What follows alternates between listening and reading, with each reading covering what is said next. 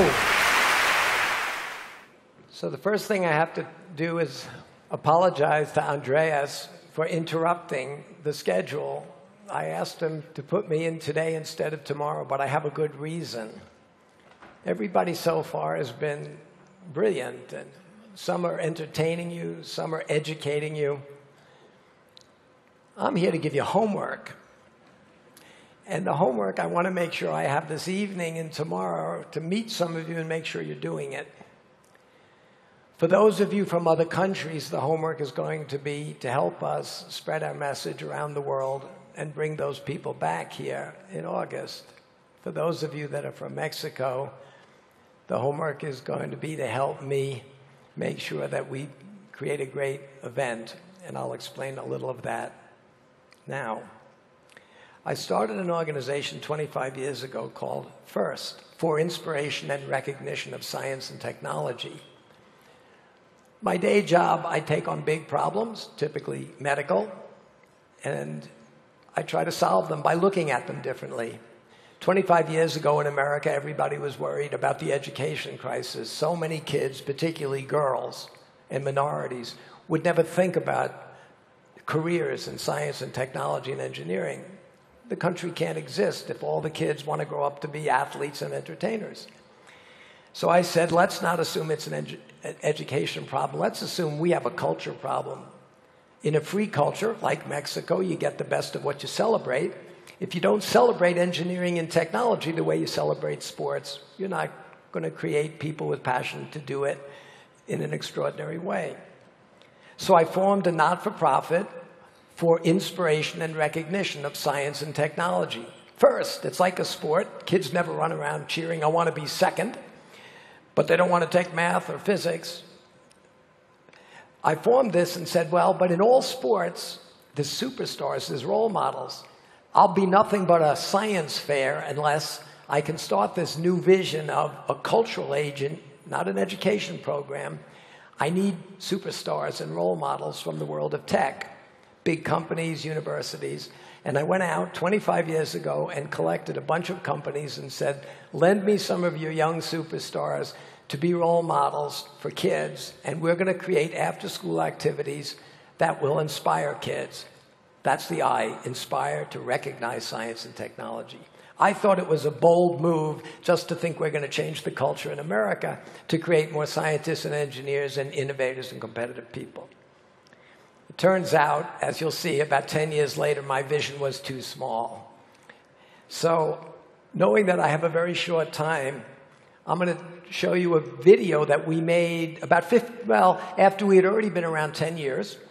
And a guy from media, the voice of God, Morgan Freeman, came to one of our events and said, Dean, I'll help you. I'll make a video that explains what FIRST is. Knowing that we'd run out of time, believe it or not, I took 3 of the 4 minutes of Morgan Freeman and cut it out, but to show you a little bit of what FIRST is, here it is. This is the Super Bowl. The Super Bowl of smarts, that is. It's a life-changing competition. It's kids having fun, competing, working together to dream up, design, and build robots. It's just an exhilarating feeling. It's like I'm using power tools. They're having the hardest fun they'll ever have. And they're becoming our next generation of engineers and innovators. First, for inspiration and recognition of science and technology, my teachers were some of the greatest influences on my life. By challenging and trusting me, these mentors got me to understand that I could do anything I put my mind to. I feel like I can go and do anything I want to do because of this program. Someone took the time to guide and inspire me. It changed my life. Take some time. Go to usfirst.org.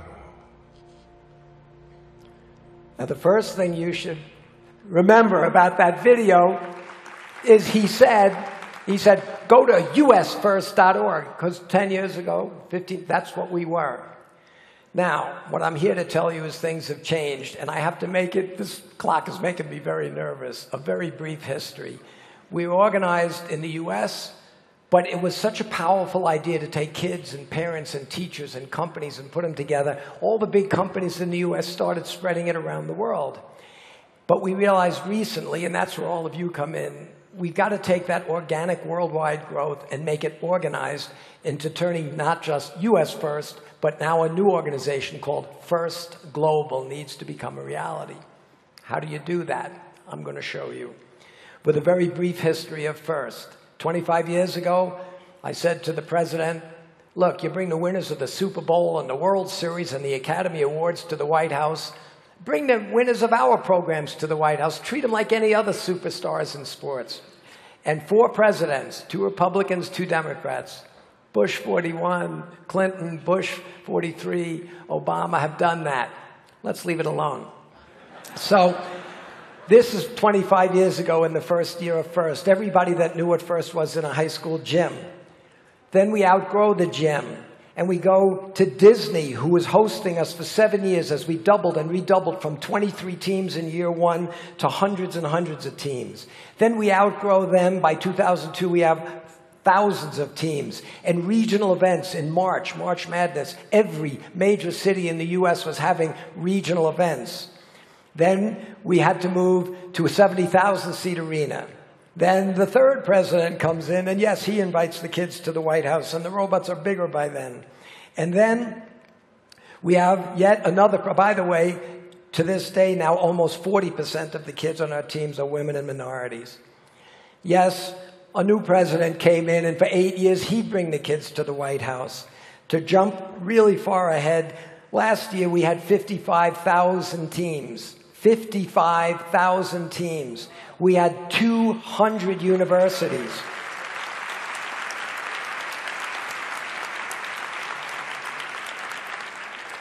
We had 200 universities. Now, in order to let a university put their name on a robot in any one of the 140 cities that holds regionals, we tell them you got to give us a full scholarship.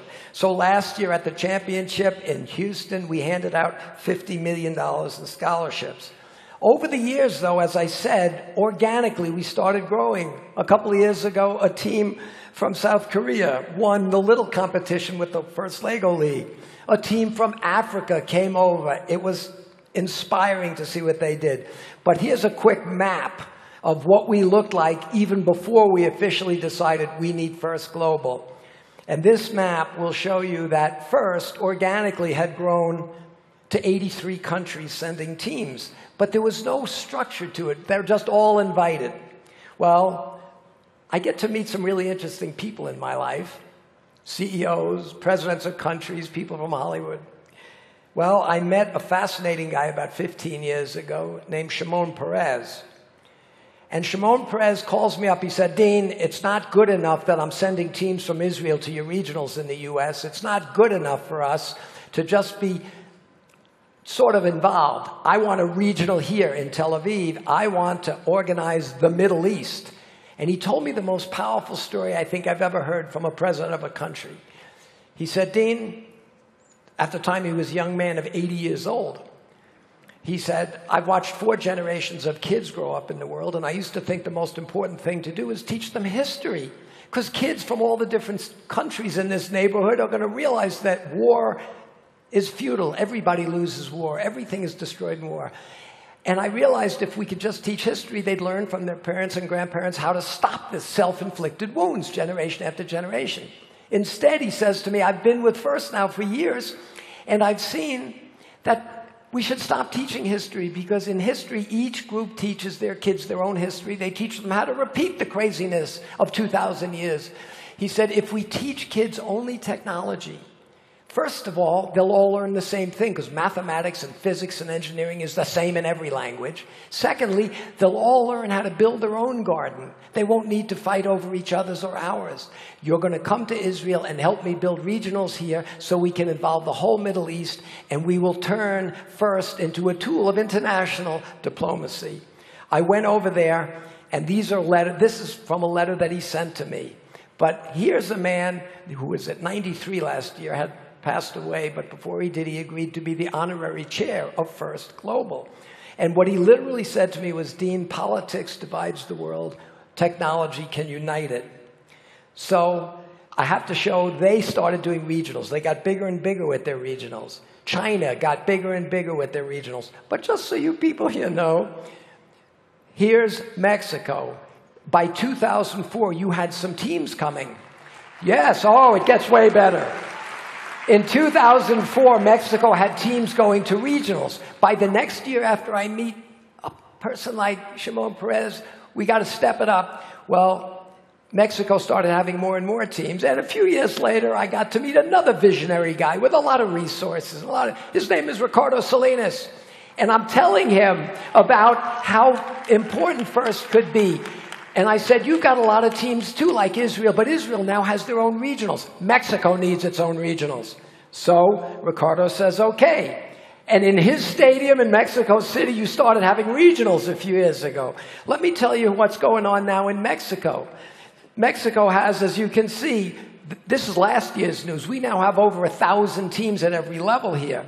Mexico has become a major, major partner of FIRST. But as you will soon see, I'm never satisfied, never. And I said, we've got to make this official organization, FIRST Global. I need some people to start it up. I learned a long time ago, when you want to get something done, if it's a really, really big problem, you need a really small group of people that have some vision and some resources, some courage. And I called about a half a dozen people. You'll see who they are in a minute. And I said, we're going to form an international organization that'll do for FIRST what the International Olympic Committee tried to do 150 years or 124 years ago by making sports what will connect the world.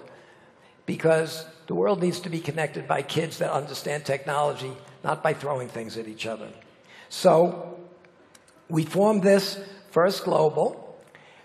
But I said, how am I going to get the message out to the rest of the world? And you saw very quickly a 1-minute piece of what FIRST is by the voice of God, Morgan Freeman. And last year, after 5 of these people said, I'll help you form FIRST Global, I said, I need another 2-minute video, a short video, that will show you people what FIRST is. But it's much harder to show why we're doing than what it is. So I went to New York to a guy that's an incredible producer. And after 2 hours of saying, it's not about the robots, it's not about the robots, it's not about the robots, it's about kids and the future and peace. And he said, Dean, I'll try to give you 2 minutes. But it's really hard to explain why it's so important. Because I've been to your events and they're all about robots and you're telling me it's not about robots. But let me see what I can do. I said, I'll get you Morgan Freeman. He said, Dean, to do what you need this time, I need a 7-year-old girl. And this is what he gave me that I could send to countries around the world last year to get them involved in the importance of FIRST Global.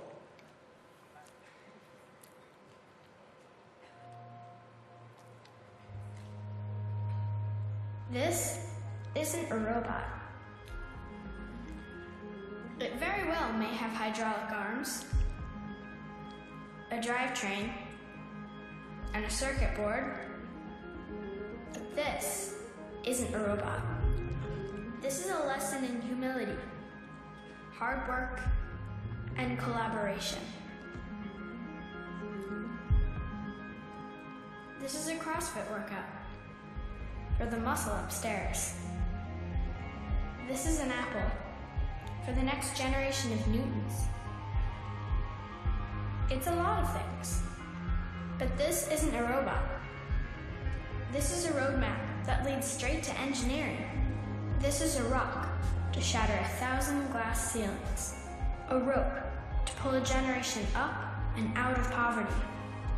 A sledgehammer to break down cultural barriers. And a universal language spoken in every nation on earth.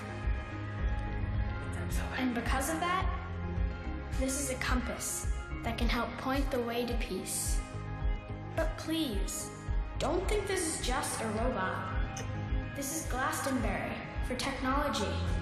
This is mission control for the next moonshot. This is the Rosetta Stone to help translate the future. This is the sport that will help us win tomorrow. This is the software to program ourselves to cure cancer, build a clean engine, or step foot on Mars. But this isn't a robot. It's a machine to build the people who will change the world.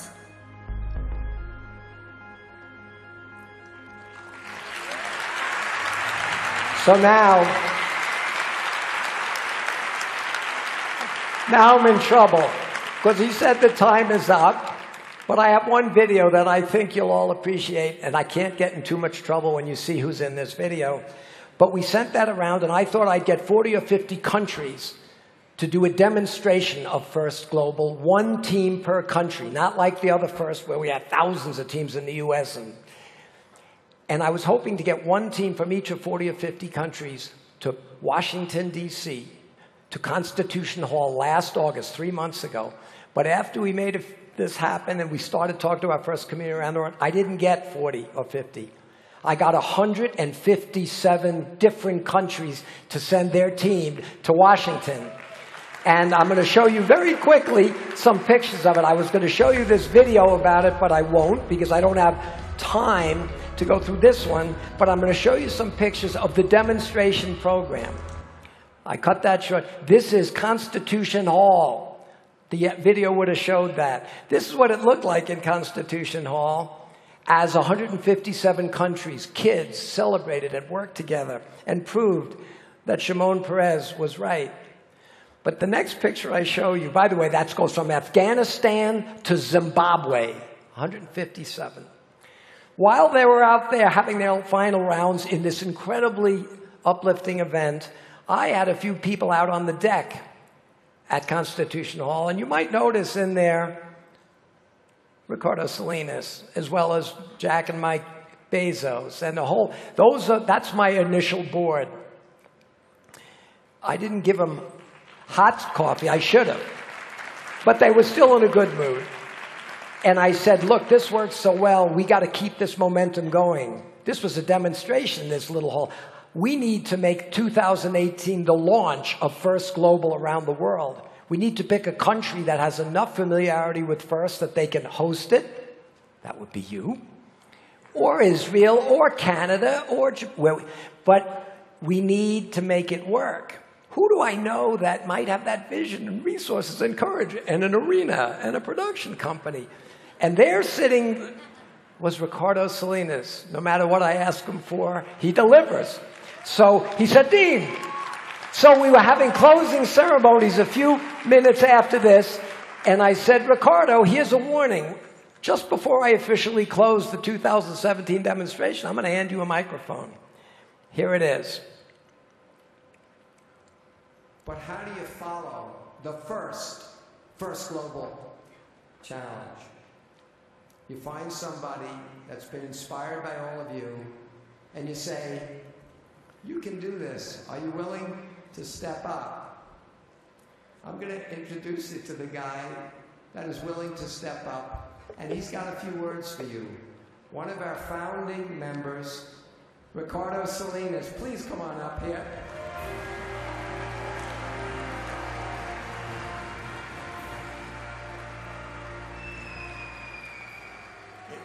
Dean is such a character. It's just such an honor to be able to work with a person like Dean.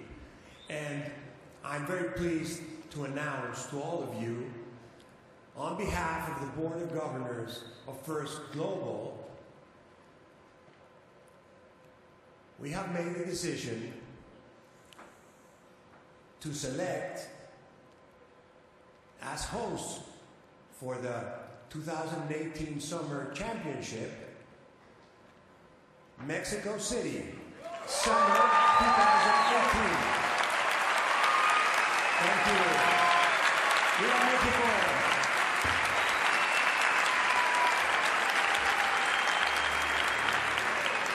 So, all I can tell you is, in August of next summer, the world, and I hope at least 180 countries will have a team here, and we are going to prove to the world, while some people think they can build walls, some people don't have vision and courage, we're going to show the world that scientists and engineers and innovators know how to build bridges that will connect the next generation to fix the world.